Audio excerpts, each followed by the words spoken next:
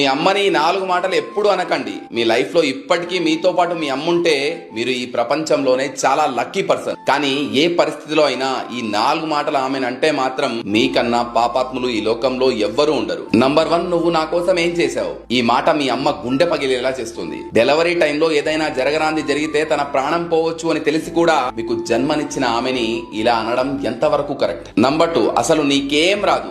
ఎవరి దగ్గరైతే నడవడం, మాట్లాడడం, తినడం నేర్చుకున్నామో ఆమెనే ఇలా అంటే సూర్యుడికి ప్రకాశించడం తెలియదు అన్నట్టుంటుంది. మేబీ ఈ రోజున్న టెక్నాలజీ తనకు అర్థం కాకపోవచ్చు, కానీ మనం ఏం చెప్పకుండానే మన బాధని అర్థం చేసుకునే చాట్ జీపీటీ తన దగ్గర మనం పుట్టినప్పటి నుంచి ఉంది. నంబర్ 3, ప్రతిసారి నన్ను ఏదో ఒకటి అంటూనే ఉంటావు. నిన్ను అనాలని కాదు, నువ్వు ఎక్కడ రాంగ్ రూట్ లోకి వెళ్తావన్న భయం తను అలా అనేలా చేస్తుంది. నంబర్ 4, నువ్వు నా లైఫ్ లోకి ఇంటర్ఫియర్ కావద్దు. నువ్వు ఈ రోజు తీసుకుంటున్న ప్రతి ఊపిరి మీద తన పేరుంది. అమ్మకి మనం తప్ప మరే ప్రపంచం ఉండదు.